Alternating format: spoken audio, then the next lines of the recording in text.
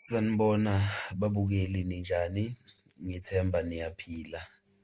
Ngizocela ni-like, ni-comment, ni-subscribe, niwushere lo msebenzi. Ukwenza lokho kumahhala, akukhosti imali.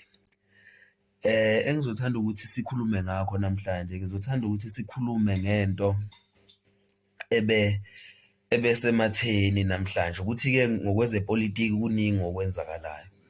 Kodwa namhlanje uPresident wase-US, uPresident Donald Trump, umemezele ama-countries lapho khona azo-impose khona ama-tariffs ewonkana nje lawo ma-countries.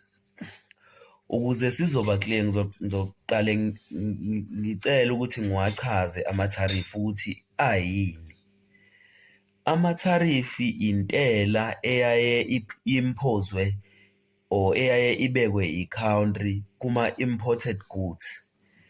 For example, uTrump njengoba ebeke u-30% eSouth Africa as i-tariff yase-South Africa, okusho ukuthi noma imaphi ama-products esiwayisa e-USA, uTrump uma ukuthi kumele siwadayise ngo-R5, uTrump uzo-charge u-30% of u-R5.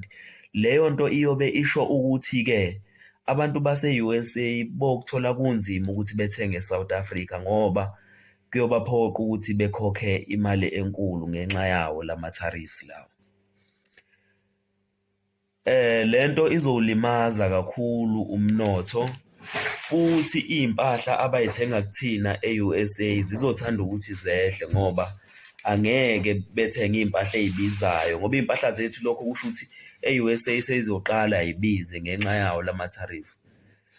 Bobe sebephoqeleka ukuthi bethenge iy'mpahla zakwamanye amazwe lapho khona ama-tariff akhona amancane, noma bethenge iy'mpahla zase-USA. Kahle kahle lo mthetho uvikela abakhiqizi bakhona e-USA ngokuthi bengathengi iy'mpahla zakwamanye amazwe. Kodwa-ke siyazi ukuthi ayikho inkomo ehla yodwa.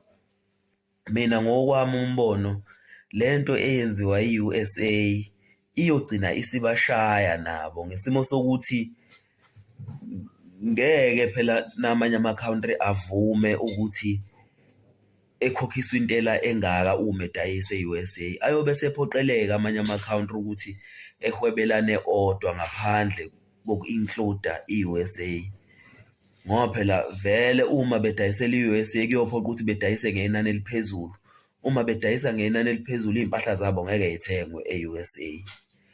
Kodwa ngezwa kuwena mbukeli ukuthi wena lento yama-tariff uyibona kanjani? Ngabe iyoyisebenzela i-USA noma iyoyishonisa phansi? Kodwa ngokwami umbono ngibona ngazi ukuthi lento iyoyishonisa phansi i-USA. Ngiphinde futhi ngiyithande lento iyokwenza ukuthi amanye ama-countries ekwazi ukuthi afunde ukuthi ayimele, anganciki ngamanye ama-country, ngoba lento eyenziwe uDonald Trump yenza ukuthi i-country ne-country ifunde ukuthi ikwazi ukuthi iyimele, inganciki ngenye i-country. Owenu umbono nowubona kanjani? Nayi ividiyo-ke yakhe uTrump esho ukuthi eSouth Africa ubeka u-30%. Kusho ukuthi yonke impahla esuke eSouth Africa ye-USA uzoyi-charge u-30% of i-price as i-tax, ukuthi okay lento kahle kahle bengingathanda ukuthi niyilethe la e-USA ngoba niyayiletha ngizoni-charge imali ngokuthi niyayiletha lento la. Ngicabanga ukuthi sonke siyawa-understanda ama-tariff ukuthi ayini.